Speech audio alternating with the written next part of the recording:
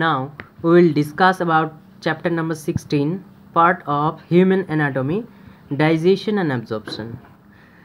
Food is one of the basic requirements of all living organisms. It's know that we English explain karo. Food is one of the basic requirements of all living organisms.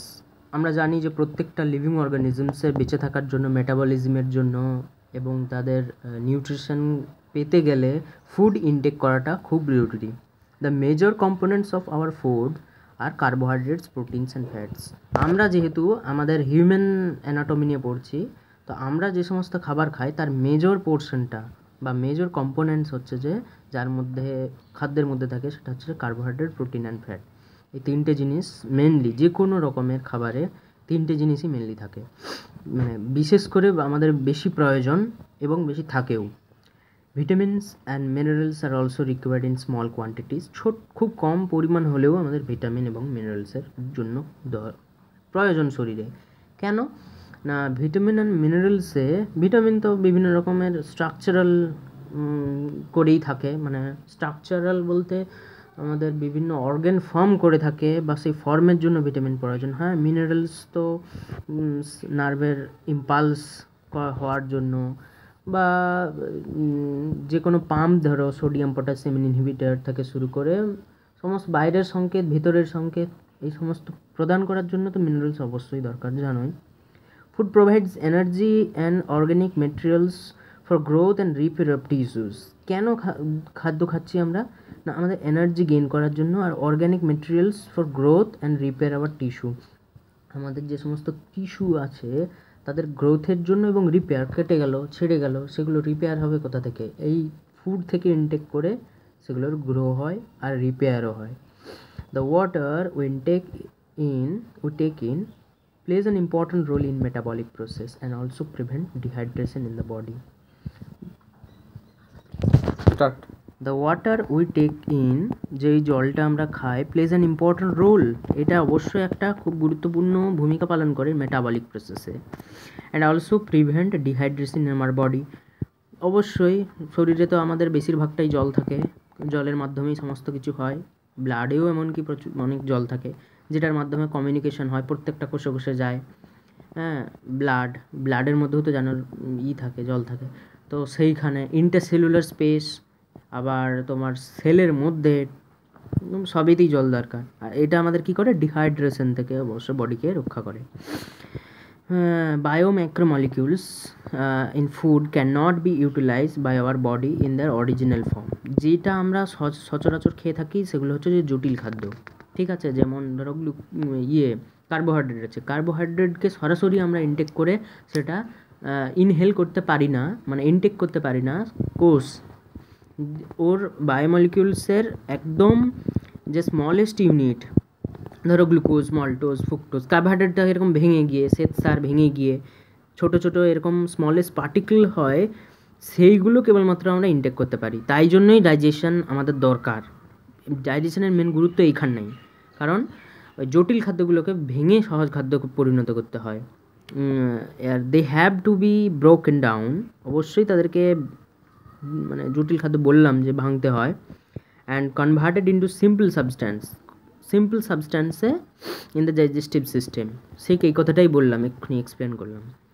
This process of conversion of complex food, এই জটিল খাদ্যকে পরিবর্তন করে substance to simple absorbable form, সহজলভ্য এবং গ্রহণযোগ্য ছোট ছোট পার্টিকেলসে ভেঙে ফেলার নামই হচ্ছে digestion, and is carried out by our digestive system by mechanical biochemical methods. এইটাই আমাদের ডাইজেস্টিভ সিস্টেম করে কিসের মাধ্যমে? Mechanical process and biochemical. Mechanical বলতে কি? when we intake food and chew through our teeth, then this is called as mechanical process, and this chewed food means bolus through our HCl যে খরিত হয় in our stomach, সেটা কি করে? ভেঙে জটিল খাদ্যটাকে ভেঙে সহজ করে পরিণত করে। সেটা কিসের মাধ্যমে? কোনো রকম মেকানিক্যাল প্রসেস ছাড়াই। সেই জন্য এটা বায়োকেমিক্যাল মেথডের মাধ্যমে হয়। বিভিন্ন রকম এনজাইমের মাধ্যমে। General organisms of human digestive system are shown below. নিচে এবার এক্সপ্লেন করবো ডাইজেস্টিভ সিস্টেম সম্পর্কে। Human digestive system consist of alimentary canal and associated glands. আমাদের যে পুরো হিউম্যানের ডাইজেস্টিভ সিস্টেমটা দুটো জিনিস নিয়ে তৈরি, একটা এলিমেন্টারি ক্যানেল মানে আর অ্যাসোসিয়েটেড গ্ল্যান্ডস। ক্যানেল বলতে নালী, বিভিন্ন রকমের নালী, অ্যান্ড অ্যাসোসিয়েটেড গ্ল্যান্ডস এবং তার সাথে সংযুক্ত যে সমস্ত গ্রন্থি। এবার এলিমেন্টারি ক্যানেল সম্পর্কে দেখব। দ্য এলিমেন্টারি ক্যানেল বিগিনস, এই যে নালীটা এলিমেন্টারি ক্যানেল যেটা বলছি সেটা শুরু হয় কোথা থেকে? With an anterior opening.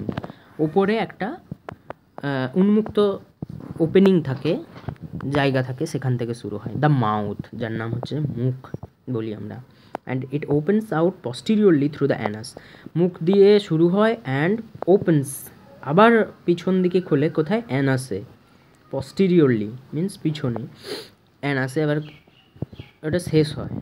The mouth leads to the buccal cavity or oral cavity. মুখের মধ্যে কী থাকে? বাক্কাল ক্যাভিটি বা ওরাল ক্যাভিটি, মুখগহ্বর বলে যেটা। The oral cavity has a number of teeth. Oral ক্যাভিটির মধ্যে কতগুলো দাঁত থাকে? মাস্কুলার টাং এবং একটা পেশিযুক্ত জিভ আর জিহ্বা। Each tooth is embedded in a socket of jaw বোন।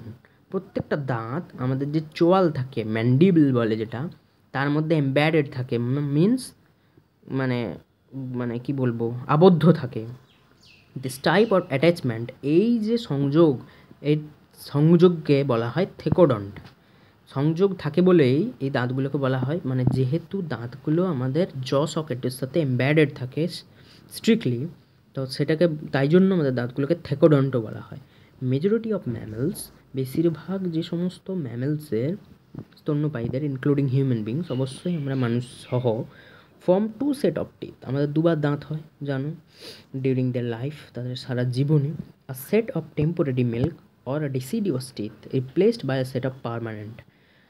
দুধে দাঁত যেটাকে বলি সেটা কি হয়? পার্মানেন্ট টিথ দিয়ে রিপ্লেস হয়ে যায়, অর অ্যাডাল্ট টিথ বলা হয় যেটাকে, permanent teeth or adult teeth.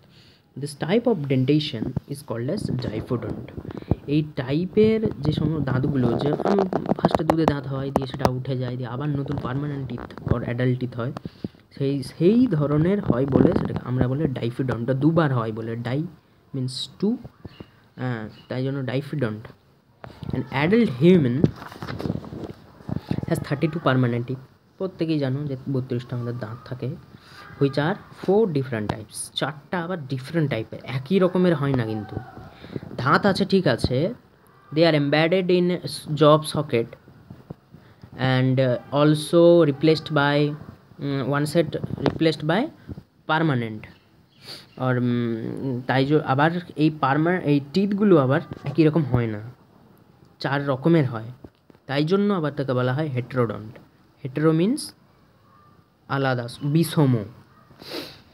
হ্যাঁ, ডেন্টেশন বলে, namely incisor, canine, premolar, molar, এই 4 রকমের হয়। Arrangement of teeth in each half of upper lower jaw in order: I incisor, C for canine, PM premolar, molar is represented by the dental formula. এই formula হয়।